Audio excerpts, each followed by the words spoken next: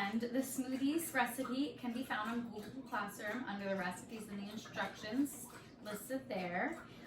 So with smoothies, you can get a little bit creative, okay? So if you actually look at your recipe, once again, I have my recipe posted on the cabinet so we can see it and it's not in the way. My hands are washed, my hair is up, and I'm ready to go.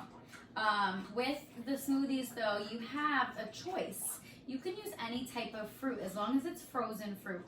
So a lot of times I make protein shakes in the morning. I use frozen bananas for those. You can use frozen mixed fruit, which I'll be using today. This is a nice mix of strawberries, pineapples, peaches, and mangoes. And blueberries, anything that you have, just put it in the freezer and you're good to go. If you are going to freeze bananas though, you do have to take them out of the peel and cut them up before you do that. All right, so let's make sure, number one, we have everything on our table ready to go.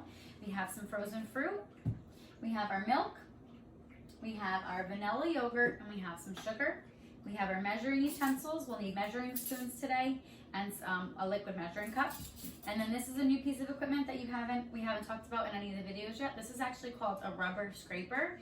Some of you at home might call it a spatula, but it's actually really not a spatula. We use a spatula for pancakes and French toast. This is a rubber scraper to scrape things out of bowls and dishes. So we'll use this to scrape out our smoothie.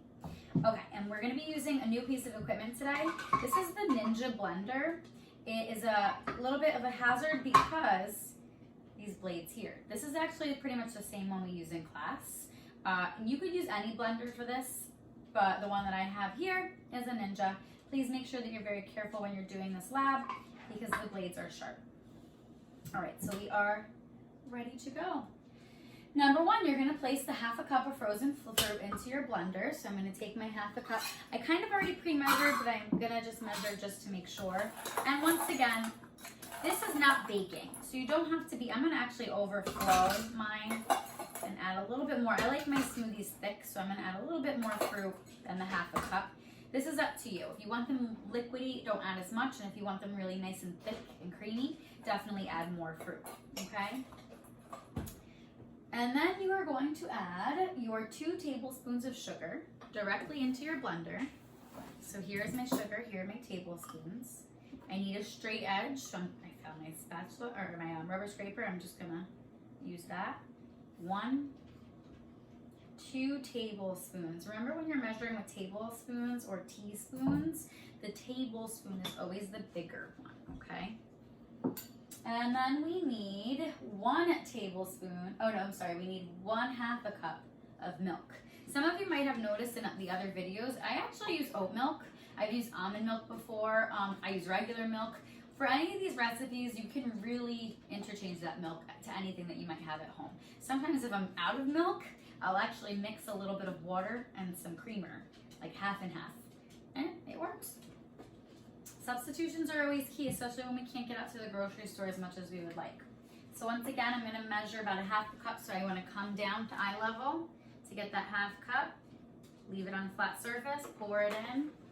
That should be just enough. Okay, we're gonna work through this. If it's too thick, we actually will just add a little bit more milk. We also want to add some yogurt. I'm using plain Greek yogurt. On your recipe, I put vanilla yogurt because the vanilla yogurt actually just makes it taste better. So, but the plain Greek yogurt, for me, I think the fruit makes it taste good. So we just put in 1 tablespoon of that. Okay. And now, we are going to place our lid on a blender. Always place the lid. Any blender needs the lid. Okay, and this one's cool. The reason I actually bought the Ninja is because I like that it blends from the top and not the bottom. So this is actually the electrical part. So I'm gonna put this on top, fit it in, and then just push down.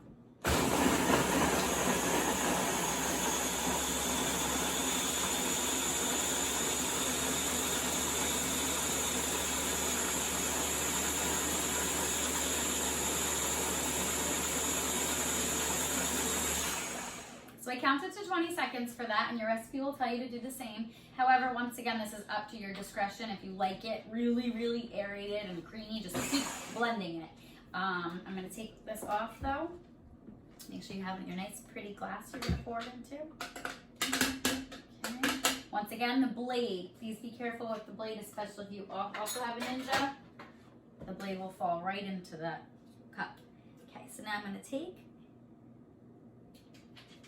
my rubber scraper and pour it right into my glass.